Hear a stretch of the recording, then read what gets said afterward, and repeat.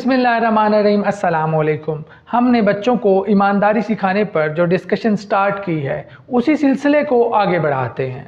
जब हम बच्चों को ईमानदारी की ट्रेनिंग स्टार्ट करेंगे तो हमें 5 बातों का ख्याल रखना है। इन 5 टॉपिक्स को हम 1 बाय 1 डिस्कस करेंगे। आइए पहले पॉइंट को डिस्कस करते हैं।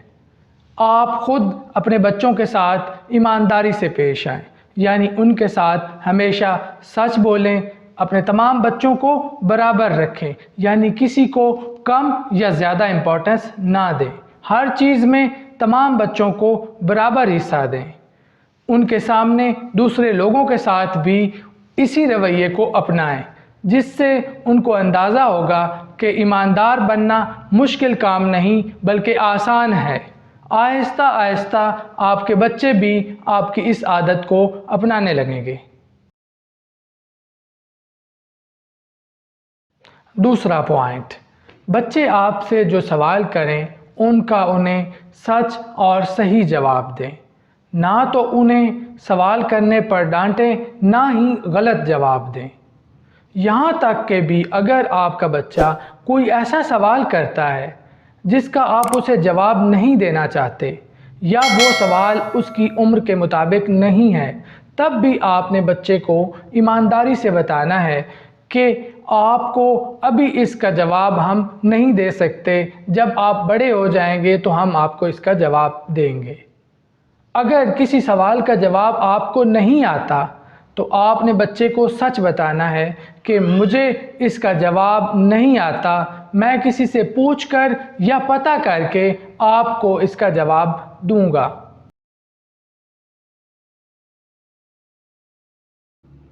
पॉइंट नंबर 3, फ़ोन पर बात करते हुए भी बच्चों के सामने किसी के साथ झूठ मत बोलें।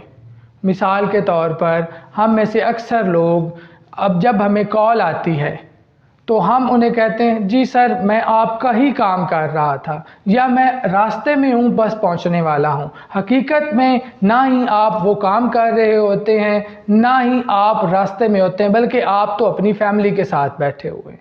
ऐसा करने से आपके बच्चे ये समझेंगे कि झूठ के बगैर गुजारा नहीं हो सकता और वो इस आदत को अपनाने लगेंगे।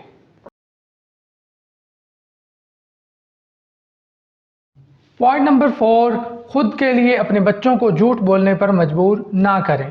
मिसाल के तौर पर आपके दरवाज़े पे कोई नॉक करता है, आपका बच्चा दरवाज़ा खोलने जा रहा है, आप उसे कहते हैं कि अगर वहाँ फ़लाँ शख्स हो तो आप उसे कहिएगा कि अम्मी या अब्बू घर पर मौजूद नहीं हैं।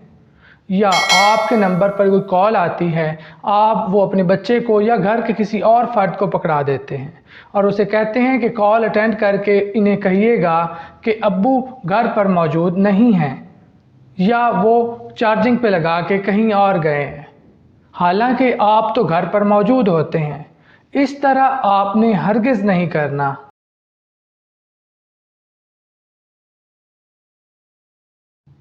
पांचवा और सबसे अहम पॉइंट, आपने अपने बच्चों को वो धमकी हरगिज़ नहीं देनी जिस पर आप अमल नहीं कर सकेंगे।